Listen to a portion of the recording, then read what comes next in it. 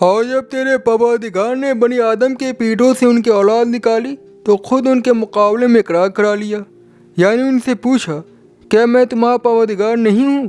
وہ کہنے لگے کیوں نہیں، ہم گواہ ہیں تو ہمارا پروردگار ہے۔ یہ اس لیے ہوا تھا کہ قیامت کے دن کہیں یوں نہ کہنے لگو ہمیں تو اس کی خبر ہی نہ تھی، یا یہ نہ کہو کہ شرک ہمارے باپ دادا نے پہلے سے کیا تھا اور ہم ان کی اولاد تھے جو بعد میں پیدا ہوئے۔ تو کیا جو کام بدکار لوگوں نے کیا اس کے بدلے میں تو ہمیں ہلاک کرتا ہے؟ اور اس طرح ہم اپنی نشانیاں کھول کر بیان کرتے ہیں تاکہ وہ پلٹ آئیں۔ اور انہیں اس شخص کا حال سنا دو جسے ہم نے اپنی آیتیں فرمائی اور اسے علم کے لبادے سے آراستہ کیا تو ان سے نکل بھاگا، پھر شیطان اس کے پیچھے لگا اور وہ گمراہوں میں سے ہو گیا۔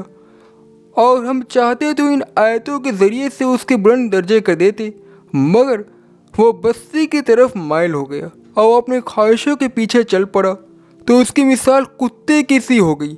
اگر اس پر حملہ کرو تو زبان نکالے رہے اور اسے یوں ہی چھوڑ دو تو بھی زبان نکالے رہے۔ یہی مثال ان لوگوں کی ہے جنہوں نے ہماری نشانیوں کو جھٹلایا۔ تو ان سے تم یہ قصہ بیان کر دو تاکہ وہ فکر کریں۔ جن لوگوں نے ہماری نشانیوں کو جھٹلایا ان کی مثال بری ہے اور وہ اپنا ہی نقصان کرتے رہے۔ جس کو اللہ ہدایت دے وہی راہ پانے والا ہوتا ہے، اور جسے وہ گمراہ کر دے تو ایسے ہی لوگ نقصان اٹھانے والے ہیں۔ اور ہم نے بہت سے جنات اور انسانوں کو دوزخ کے لیے پیدا کیا ہے۔ ان کے دل ہیں جن سے وہ سمجھتے نہیں، ان کی آنکھیں ہیں جن سے وہ دیکھتے نہیں، ان کے کان ہیں جن سے وہ سنتے نہیں۔ یہ بالکل چوپایوں کی طرح ہیں بلکہ ان سے بھی زیادہ بھٹکے ہوئے۔ یہی لوگ ہیں جو غفلت میں پڑے ہوئے ہیں۔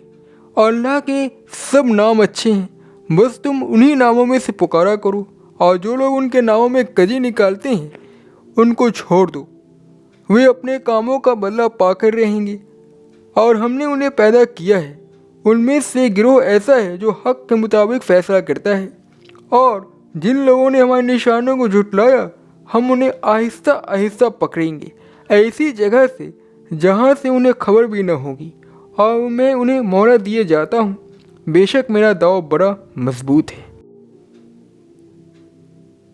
ایک جانور کو اس کے ماں باپ سے الگ کر دیا جائے اور اس کی پرورش بالکل الگ ماحول میں کی جائے، تب بھی بڑا ہو کر وہ مکمل طور پر اپنی خصوصیات پر قائم رہتا ہے۔ وہ اپنے تمام معاملات میں عین وہی طریقہ اختیار کرتا ہے جو اس کی جبلیت میں پیوست ہے۔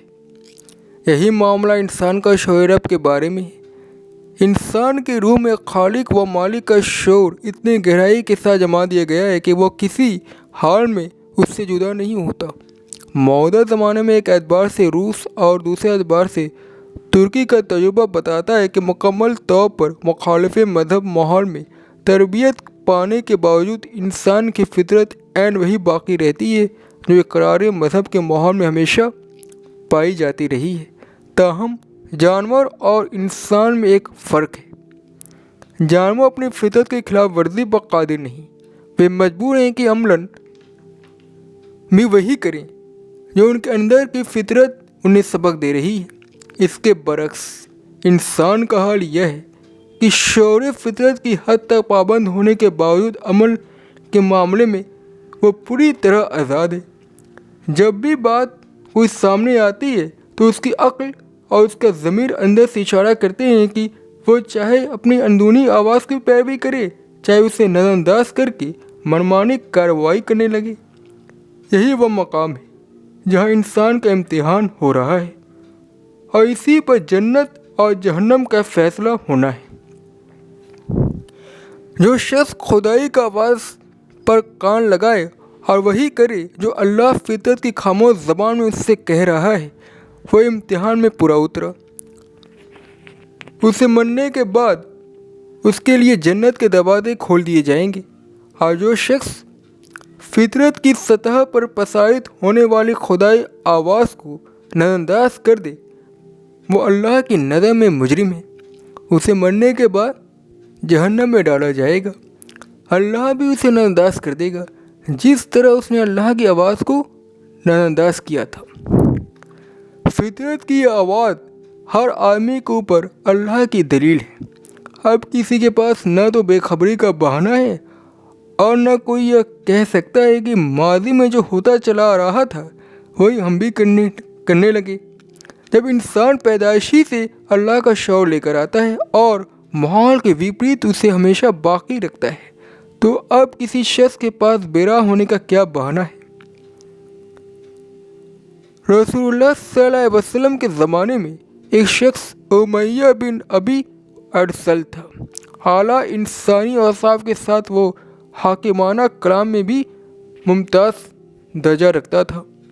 اسے جب معلوم ہوا کہ عیسائیوں اور یہودیوں کے کتابوں میں ایک پیغمبر کے آنے کی پیشنگوئیاں موجود ہیں تو اسے گمان ہوا کہ وہ شاید میں ہی پیغمبر ہوں۔ بعد کو جب اسے رسول صلی اللہ علیہ وسلم کے دعوے نبوت کی خبر ملی تو اس نے آپ کا اعلیٰ کلام سنا تو اسے سخت مایوسی ہوئی۔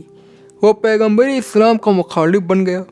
امیہ بن ابی سلط کو اللہ نے جو اعلیٰ خصوصیات دی تھی ان کا صحیح استعمال یہ تھا کہ وہ اللہ کے پیغمبر کو پہچانے اور ان کا ساتھی بن جائے، مگر اللہ کے نوازشوں سے اس نے اپنے اندر یہ ذہن بنایا کہ اب اللہ کو میرے سوا کسی اور پر اپنا فضل نہ کرنا چاہیے۔ پیغمبر خدا کو نہ ماننے میں اسے دنیائی فائدہ نظر آتا تھا، اس کے برعکس آپ کو ماننے میں اخروی فائدہ تھا۔ اس نے آخرت کے مقابلے میں دنیا کو ترجیح دی۔